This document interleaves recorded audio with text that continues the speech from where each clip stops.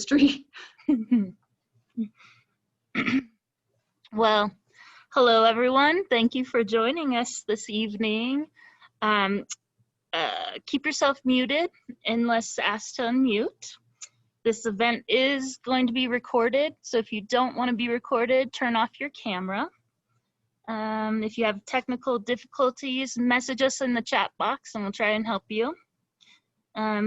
Feel free to type any questions you might have in that chat box and hold questions till the end. And without further ado, I am really excited to introduce Kander Payne to everybody and her newly published book, Haunted Creede. I've read it. It's wonderful. It's an amazing way to learn history. And Kandra Payne is a native of Creede, Colorado, holds a degree in drama from Colorado College. She's worked 6 seasons at the Creede Repertory Theatre before becoming an equity stage manager. She has lived and worked in most of the great cities of this country, including Chicago, Seattle, New York, Washington, D.C., and Los Angeles. She is now a resident of Santa Fe, but still spends summers in Creede, telling ghost stories to just about anyone who will listen. So welcome, Kandra Payne. Thank you so much. Thank you. Thanks for having me. Why don't we start with a little background on your hometown of Creede, Colorado? Sure. Well, Creede is a little mining town in southwestern Colorado. It's only about 3.5 hours north of Santa Fe. It was founded in 1892. There was a big silver boom that brought people to Creede. And at the time, at the height of its boom, it had around 10,000 residents. And now we have about 300 residents. It never actually became a ghost town. It was never abandoned, but there are still plenty of ghosts there. Yes. How long has your family been residents there in Creede, Colorado? Well, I was born and raised there. My mom was born and raised in South Fork, which is a town that's about half an hour away from Creede. And my dad moved to Creede when he was very young, in the 1950s. That's when his family came and they started a sawmill there. Oh, cool. So. Yeah. So you got quite the roots there. Yeah. Yeah. Well, do you want to start with a short reading from your book? Yeah, I thought I might read a little bit from the introduction. Please. Okay. So I start with a quote from Virginia Woolf. How are we to account for the strange human craving for the pleasure of feeling afraid, which is so much involved in our love of ghost stories? Before there was a town of Creede, the Ute Indians laid claim to this region. Their summer hunting grounds were here, and it was land worth protecting. In the mid-1800s, when settlers began venturing forth farther and farther into the Indian territories, these Utes did not stand idly by. One old story passed along over the decades says that the Utes would sit atop the cliffs that now tower over both sides of what is Wagon Wheel Gap, and they would ambush any wagons that dared to enter through the cut. It is said that they brutally defended that entrance, and once these encroaching settlers were killed, they were scalped, and the scalps were hung on a long rope with a wagon wheel dangling from the center. The rope was then stretched over the gap at its narrowest opening and suspended between the two cliffs, displaying a clear and gruesome warning to anyone else who might happen along the same path. While there are other stories, this is the darkest and most gruesome version of how Wagon Wheel Gap got its name.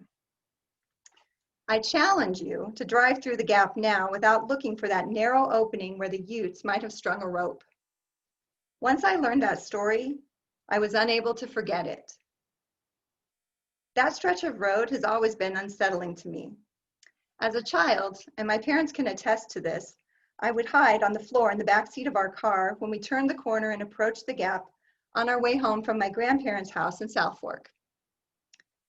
Mostly this occurred when we traveled the road at night, but I was known to cower in the back even on daytime trips. It was the mountain that I feared, the mountain that rose like a giant from the earth, head and shoulders hulking and pushing up from beyond the river. I knew that this mountain was a monster, and that one day he would continue to rise. His arms would extend, fists pounding, and crush our car and anything else that might be in his way. Even as I grew older and put these childhood fears behind me, I could not escape a shudder when passing through the gap and within reach of the monster mountain. The fear was almost primeval, irrational, and for me, inescapable. Later, when I learned the dark and bloody tale regarding that stretch of road leading into Creede, I began to wonder if it was the history itself, the impressions and ghosts left behind, that I sensed as a child trembling there in the back of our Ford Galaxy as we drove through Wagon Wheel Gap. Whatever the reason, the terror was real, and it seems a fitting way to open my collection of ghost stories. For there is something strangely delicious about feeling scared when we hear and read about ghosts. Perhaps it's because it opens our mind to new, unseen possibilities and potential. In this fear lives hope, hope that there is something beyond what we know and experience in our everyday lives. Hope that there is an afterlife. Hope that we will one day see our deceased loved ones again. Between the pages of this book, you will find the stories of several of Creede's earliest residents and tales of their ghosts. You will meet a ghost who balks at any mention of disturbing his clandestine resting place. One who wanders in search of his corporeal remains, another that's still trying to make moonshine, a widow who weeps for her lost love, a helpful spirit, one who plays the violin, and an angry entity with which you do not want to tangle. My hope is that these stories will spark wonder as well as fear, and that you will be inspired to further explore Creede's fascinating history. Stoke your fire, pull up a chair, and nestle in, and read on to discover the secrets of haunted Creede. Turn the page when you are ready, and we will travel back to the 1870s, down that old stagecoach route, through Wagon Wheel Gap, and up the Rio Grande to the stage stop at San Juan City to meet our first ghost. So you'll have to read the book to find out about that ghost. Yeah. And I encourage everyone to read it. I'm a huge fan, as are you, of ghost tours. When visiting new places, I think it's a great way to learn about a city or town's history. When and how did you collect the stories of Creede's haunted history? Well, I started collecting them as a child. I was really interested in ghosts, and I checked out everything I could from the library about ghosts and anything paranormal. And I just started asking people around Creede, because I'd heard all of these tales about how Creede was this Wild West town, and I figured we must have some ghosts. So I heard a lot of pretty crazy tales, and I just started collecting them, as a child. And then as I got older, I wanted to learn more about what the actual history was. And as I did the research, I started to connect some of these historical figures with the ghosts that I had heard about as a child. So the book became this puzzle of putting together the history and who the ghosts might be, which was really fun. Super fun. Yeah. Well, I love the fact that Creede ghosts seem to follow you around, follow you to tell their tales, such as you lived in Seattle for a while, and the Petrified Man of McGinty is on display as the mummy Sylvester in Ye Olde Curiosity Shop. It's possible, yeah. Yeah, and then again, when you had your nightmare in that possibly haunted bed that may have been the very one that belonged to Jack, is it Pugh? Jack Pugh, yeah. Pugh. Yeah. Anyway, all of these juicy, rich tales in your book, is there any one particular story that really has stuck with you? Wow. Oh, they all stick with me, but like you said, that the haunted bed is something that happened to me, and it's really the only paranormal experience I've had. So that one, it was absolutely terrifying, and it definitely has stuck with me. But it was really cool to find out, years later. I lived in Seattle, and I lived just blocks from the waterfront where the Yield Curiosity Shop was, where that mummy is on display. And I had seen it several times because it's pretty fascinating. The whole collection there is fascinating. And if you're in that area, I would definitely encourage you to go to the Yield Curiosity Shop. But it was so crazy to learn years later after seeing that mummy that it might have a connection to Creede, Colorado, which is my teeny tiny little town of 300 people, right? It seemed crazy. Yeah. It's wild. Should we show them a picture of the mummy? Yeah, let's see it. All right. Hopefully. Tell me if this works.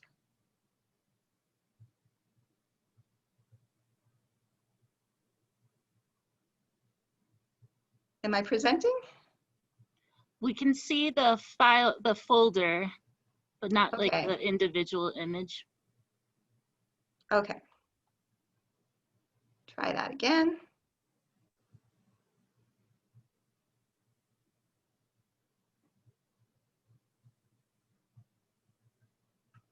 Yeah.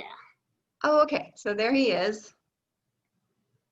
There's the mummy. So Sophie Smith, who is a famous con man from the Old West, actually lived in Creede for a while, and this is his great-grandson's theory that this mummy, Sylvester, which is in Seattle in the Yield Curiosity Shop, might actually be the Petrified Man that Sophie displayed in Creede as this con to make money and to gather people so that he could run his cons on the people in the line that were waiting to see the mummy. That was kind of a sideshow attraction. So this is Sylvester. And then if you look at this next picture, this is a picture that Sophie took someone took for him in one of his auction houses in Denver. And this was after Sophie was in Creede. This was what he called McGinty. So it's definitely in the same position as Sylvester, and it looks very much like it might be the same mummy. I'm not sure if we saw the image of the Petrified Man, just the did mummy. it stop? Okay, let's try it again. Sorry about that. That's okay.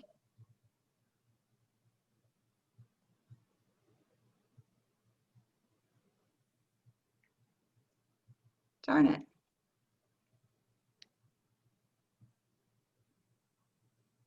Yeah, there's the Petrified Man. Yeah, so there's Sophie's picture. What do you guys think? Does it look like Sylvester? Oh, did he go away arms again? are definitely the same, yeah. Yeah, the arms, the feet. It's a great theory. I think it's really intriguing, and it's a lot of fun to read about. At some point in your research, you actually solve one of history's mysteries about the location where Bob Ford was, where his tent saloon was, as well as the location of his death. That is such a cool Nancy Drew discovery. I can only imagine how exciting that revelation would have been. Can you tell us a little bit about that experience? Sure. So Bob Ford, as some of you may know and some of you may not, was the man who killed Jesse James. So after he killed Jesse James, he became a sort of a celebrity in his own right in the Old West. And he moved to Creede about 10 years after killing Jesse James. And he ran a dance hall, saloon, brothel. And there's this old boulder that's in Creede, and it has a little plaque on it. And I'll show you a picture in a minute if I can get it to come up. But the boulder has a plaque that says, this is where Bob Ford's tent saloon was when he was killed, because he was killed in Creede by a man named Ed O'Kelly, who may have had some connection to the James gang or may have just hated Bob Ford. We're not quite sure, but he was killed there. This boulder, I started my Creede ghost tour several years ago, and I totally disregarded this boulder because everyone in Creede, if they even know where it is, says that it's probably a hoax and that it was just put there to, for the tourists so that they would have somewhere to, go to think about this might be where Bob Ford was, but no one really believed it was the correct location. But during my research for the book, I was going through a lot of old pictures of Creede, and I came across on the internet this photo of Bob Ford's tent saloon in the day of his death as they're removing the body. And it was a little different from most of the photos you see of that day because it was taken from a little further south on Main Street, and you could see the cliffs in the background. So I knew exactly where that tent saloon was because I could see in perspective to the cliffs. And it was crazy. That boulder is almost exactly in the right spot as the tent saloon. So I sent my friend David Clark, who's written a book about Bob Ford, to the site to take a picture, a current day picture of that. And he did, and he lined up the mountains and those cliffs, and we put those two pictures side by side, and we said, wow, that boulder may be 20 feet off, but it's really in the right place. So yeah, like you said, David nicknamed me Nancy Drew, and it was really cool. But we had the information all along, we just didn't trust it. Like, no one believed that boulder was in the right place, but it is. Yeah. So let's see if I can share those pictures. So let's see.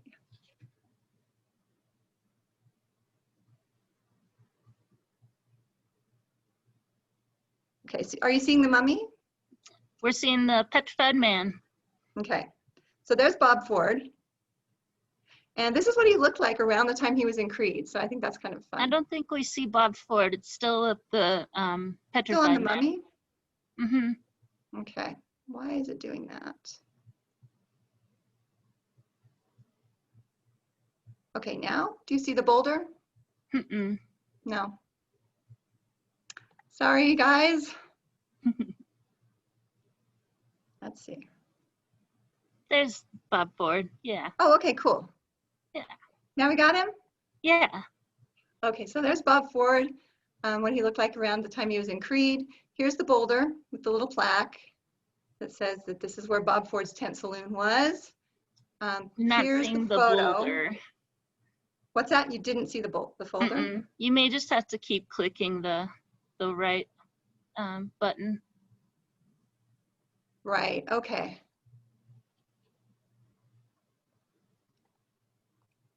You guys are still seeing, what are you still seeing? Oops. Now nothing. All right, we're gonna try this again.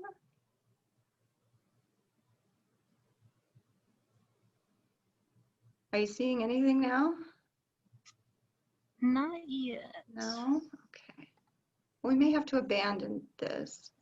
Okay. I'm sorry, but we could try one more time.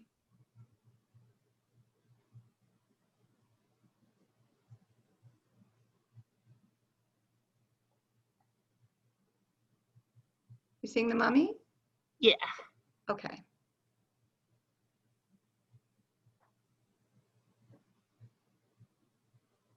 Are you able to see the next picture of the mummy? Yep. Okay, good. Bob Ford? Yep. So there's Bob Ford. There's the boulder. There's the little plaque on the boulder. This is the old photo that I found when going through the internet archive, and there are the cliffs, those unique cliffs that tell you you're in Creede, and there's the picture that David took lining it up. So you see the boulder in the lower right here. And then the next picture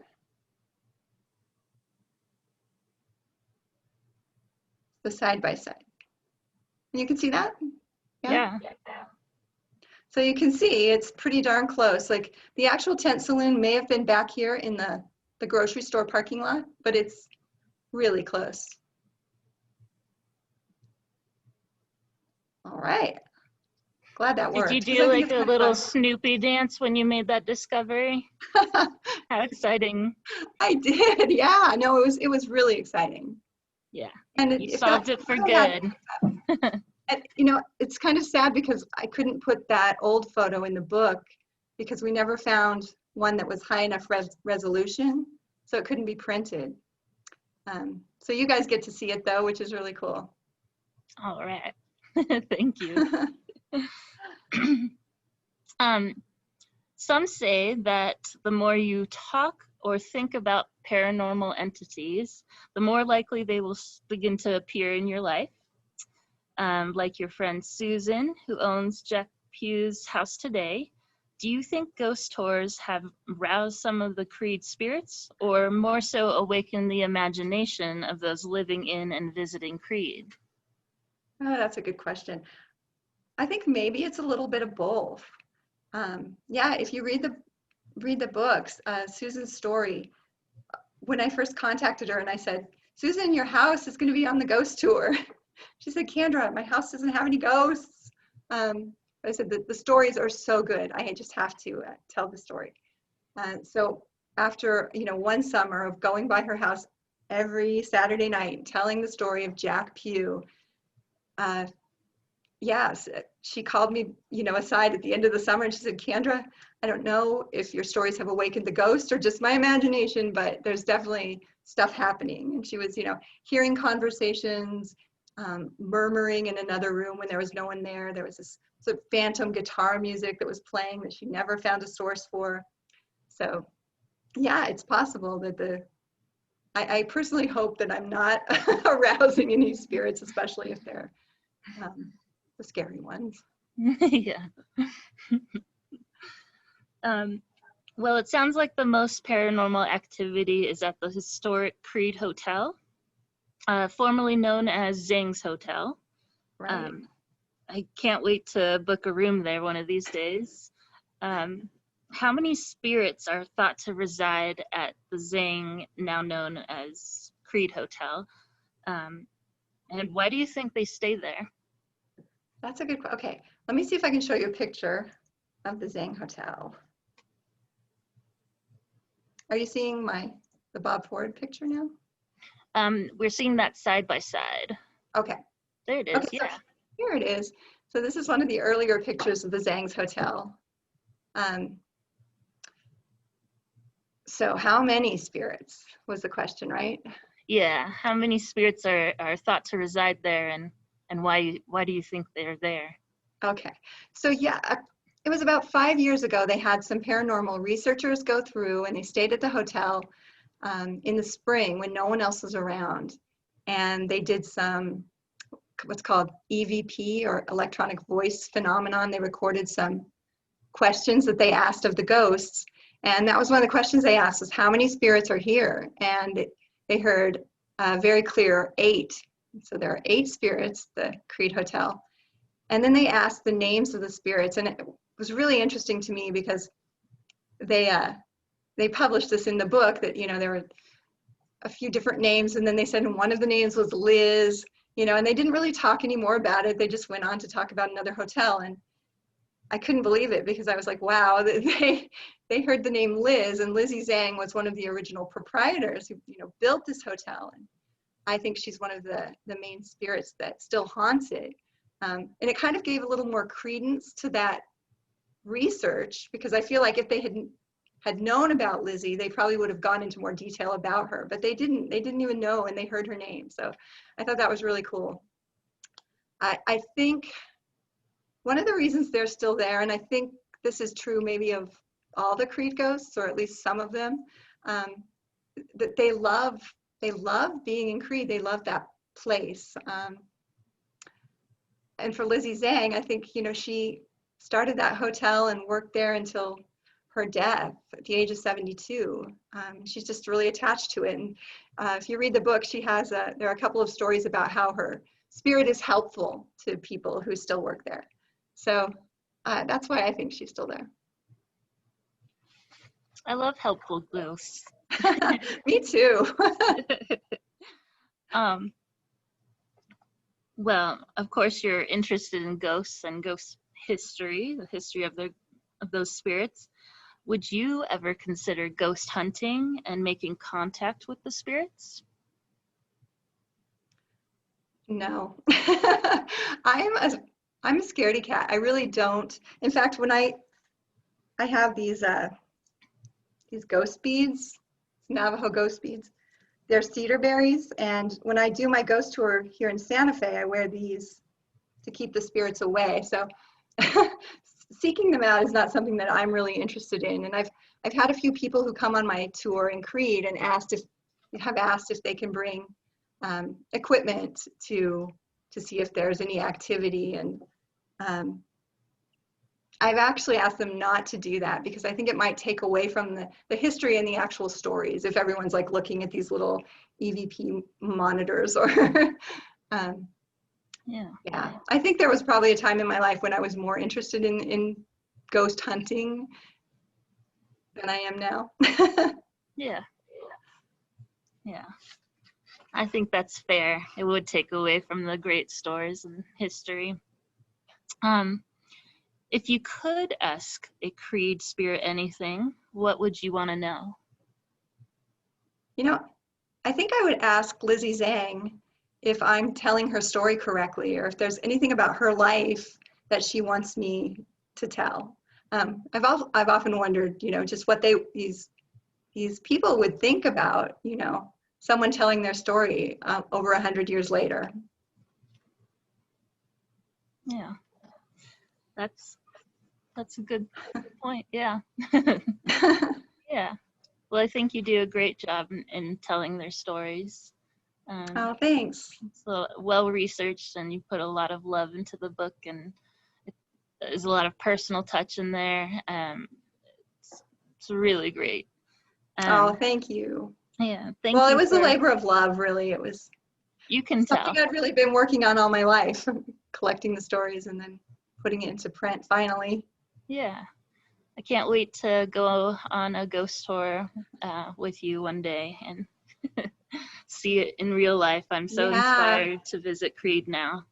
It was a tough summer because we couldn't do any tours with COVID, and with me stuck in New Mexico, because if I left I would have to quarantine to come back. So yeah, I really missed being there and doing the tours, and hopefully next summer, right, we'll all be able to do well, these your book again. does a great job transporting you to the Wild West of Creede, Colorado. It's so cool. I think we can open it up to questions from our audience members. If anyone would like to ask a question, feel free to unmute yourself or type it in the chat box for Kandra Payne to answer.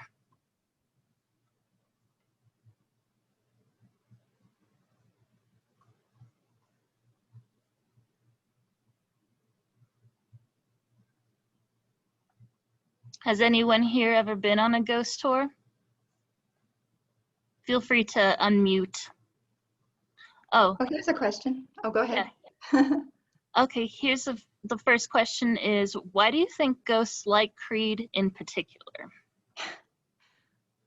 Well, in the book, I say, and I do think this is true, that like the rest of us, the ghosts recognize that Creede is a little piece of heaven, and they choose to stay there. I'm from Creede, so I'm biased, but I love it, and I think they do too. Yeah. If I was in the Wild West, I would definitely want to live in Creede. Sounds so exciting. Here's another question. My favorite character is Poker Alice. Could you talk a little about her?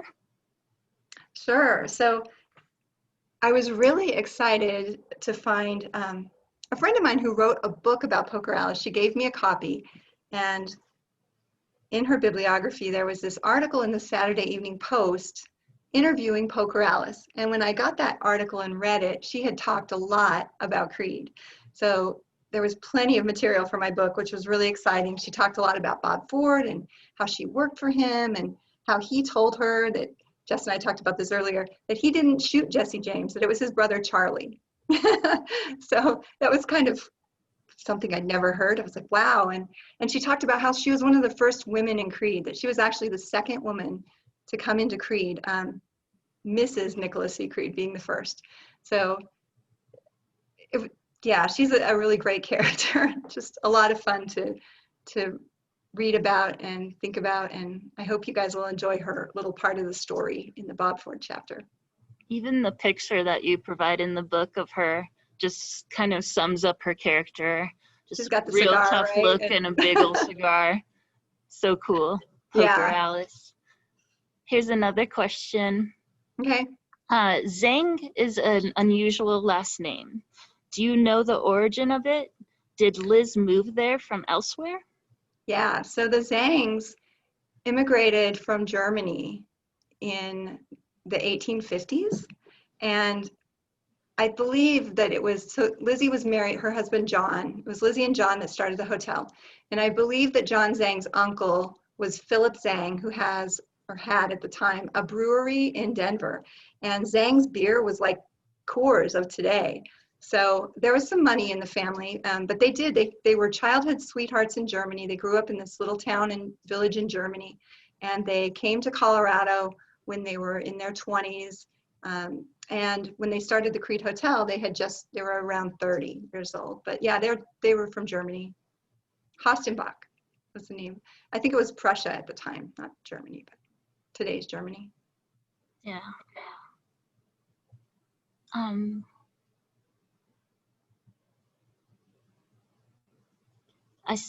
Okay, here's another one. I saw Kendra's aunt featured in the book is here. I Yes. wondered if she has returned to the Creede Hotel recently and has any new experiences.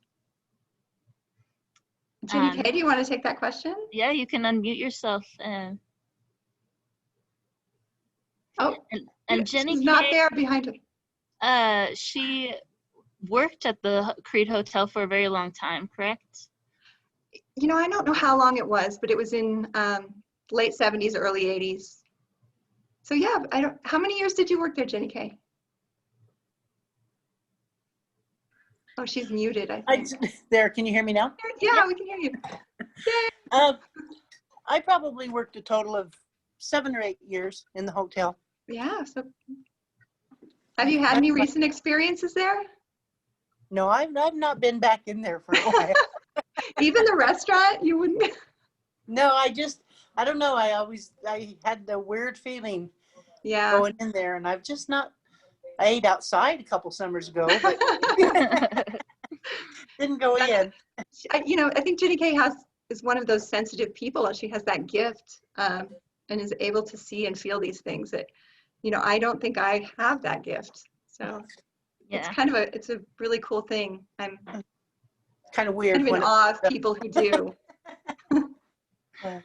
Jenny Kay, your stories were some of the scarier happenings to me personally. I don't know if you want to share one of them yourselves, but the one where you're making a bed and your hair ends up on top of being held up on top of you. I don't know how to describe it as well as Kandra can, but I don't know if you want to share your stories. Her hair was standing on end. All of her hair was like straight out when she looked in the mirror and saw herself. My husband kept telling me it was just the electricity in the air, and I just the static electricity. Yeah, static electricity, because I'd been flipping the blankets, and I just had this eerie feeling, and I turned around and looked in the mirror, and my hair was just standing straight up. And I left the hotel. I never went back upstairs, did you? What's that? Did you? I think you said you never went back upstairs. No, I never did go back upstairs. Kind of freaked me out a little. Yeah.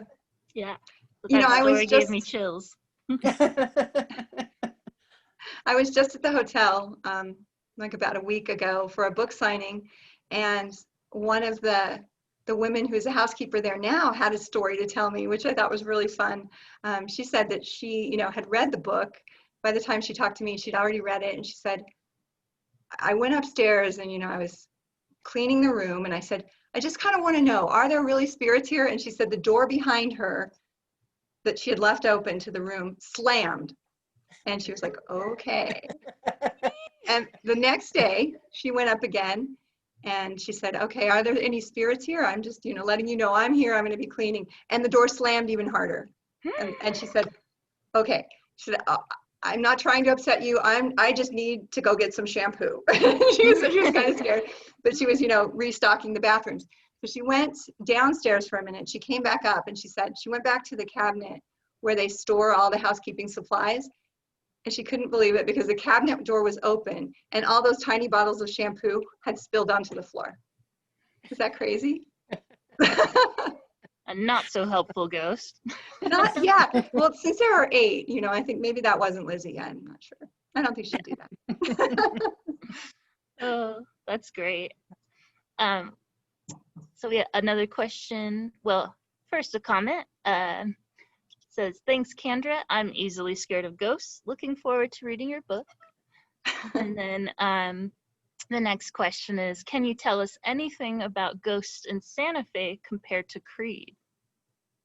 Wow. Okay. So Creede's ghosts are fairly young compared to Santa Fe's ghosts. Santa Fe has over 400 years of history. I think the Santa Fe stories are a little scarier. My 9-year-old has been on the Creede ghost tour several times and she loves it. I did take her on the Santa Fe ghost tour and she was it's spookier. I'm not sure if it was really appropriate for a 9-year-old. So yeah, that would be my comment. I think the stories are scarier. Yeah. For any of you guys interested, we have several talks in October, but Kandra's going to assist with one of them for the original Santa Fe Ghost Tour, going virtual with us. So if you want to learn more about that. Yeah, Peter Sinclair runs the original Santa Fe Ghost Tour, and he's been doing that tour since 1993. So he's one of my mentors, and he's an amazing storyteller, and he knows all about Santa Fe ghosts. So I hope you guys will all come back and join that talk because I think it'll be a lot of fun. You'll get to hear some of those really scary Santa Fe ghost stories.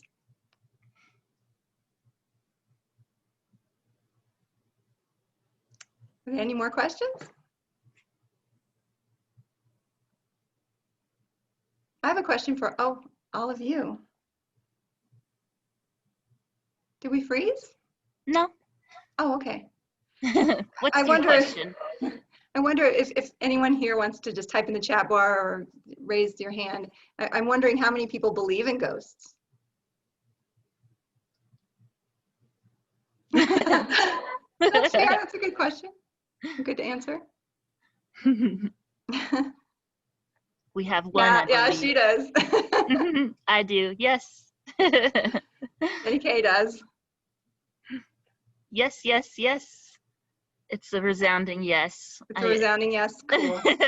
and how many people have actually been to Creede? Or think they might go to Creede? I would love to go to Look Creede. for ghosts. Jess wants to go.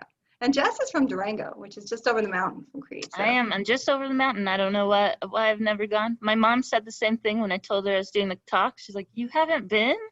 She loves Creede. Cool. Oh, so she's been there. That's awesome. Mm-hmm. Yeah. Yeah. And I've been to Durango. And you guys have a haunted hotel, and that's where you got married, right? At the Strader. Yes. Yep. Yeah, we have a couple haunted locations. The Rochester Hotel is the most haunted hotel, but the Strader has its ghosts. And I definitely got married with some spirits there. Yeah. But you have good spirits too, right? Like the Creede Hotel. Yes. Yeah. Oh, here's a question. I think. Mostly comments about folks who would love to visit Creede, used to live in Alamosa, been to Creede a long time ago, not for a ghost tour though. Right. How long have you been doing the ghost tours there now? So the ghost tour started out as just a one-night thing to celebrate Creede's 125th anniversary, which was in 2017. And it was really popular and we couldn't get everyone into that one night, so we made it 2 nights. And then it became sort of a weekly Saturday night thing that we did to raise money for the Historical Society. And so, yeah, on and off since 2017. Nice. Yeah. Yeah. And the Historical Society didn't think it was going to be as popular as it has become, right? Oh, that's true. Yeah. So my friend Jim Loud, who wrote the foreword for the book, is the director of the museum, the historical museum up there in Creede. And when I first talked to him about doing the ghost tour, he was like, "Well, sure, we can try it," you know. But I think they were a little surprised that we actually brought in quite a bit of money and we had a lot of interest. People love their ghosts, and you know, Jess and I were talking earlier about how these ghost stories are kind of the hook that bring people in, but we're able to teach them a lot about the actual history of the town, which makes it educational as well as fun. Yeah. Your book is in the 900s, because it definitely is a book of history, rather than usual ghosts. Books are in the 100s, 130s or something. Yeah. Yeah, I know. I was really excited when I saw that it was cataloged that way. I was like, yes. Yes, it is. It's a book of history, and yeah, you're right. The ghosts are the hook, but Right. Oh. Aw, I see Pema, her sister. Hi. That's your sister? That's Maddie's friend's little sister. Pema's Maddie's sister. friend's little sister. Do you have any questions for us? Maddie's friend's little sister? I think she just wanted to wave. Okay, cool. Oh, she might. Oh, you can unmute yourself if you'd like. I'm Pema's little sister. Hi. And the back cover and the back cover of yours, is it real? The book cover. That's a good question. So there it is. There's the book cover. Yeah, that's a real photograph, and they put it through a filter. That is not a real moon. That's the publishing company uses that moon on all of the covers of their haunted series. So, but that's a real picture of the ranch house at Freeman's Guest Ranch, which is owned by my friend Star and her family. And so there's a great story in there about the ghost that haunts that house. I saw Good question. a Pokemon show, and it had a ghost Pokemon named Oh. Cool. We have an up and coming ghost historian over here. Ghost historian. Oh, right. Yes, definitely. Oh, so someone asked me how I got that title, Jess. Oh, yeah. And I told them. Jessica was doing the flyer for this presentation, and she said, "Do you have a title or like ghost historian?" And I said, "I do now," because I thought it was such a great title. Because I'm not a paranormal researcher. I'm really more of a historian who's interested in ghosts. Yeah, telling the stories properly. Right. We have a comment. Well, we have a couple. Would love to go on a ghost tour. Have done the Santa Fe one. Oh, Great. fun. Yay. And this has been wonderful and inspiring, delightful, lighthearted way of being with these stories. Thank you so much. Aw, thank you. Cool. Well, Oh, does thank you. anyone have any other questions? Well, thank you so much, Kandra. I Thanks really for do having me. encourage everyone to read her book. We have copies in the Santa Fe Public Library system, so Yay. you can check it out. And be sure to check out all the events we have planned for October. There's a lot more ghosts to talk about. Check out our calendar on the Santa Fe Public Library website. And you'll see Kandra again as she assists with the original ghost tour of Santa Fe. And everyone have a great night, and just tell all the ghosts to leave you alone and let you sleep well. Right. Do you have anything else you'd like to say, Kandra, before we leave? No, just thank you so much for coming, and I hope that someday we'll be able to meet up in Creede and I can take you on a ghost tour. Can't wait. Thanks, everyone. Thanks. Good night. Have a good night.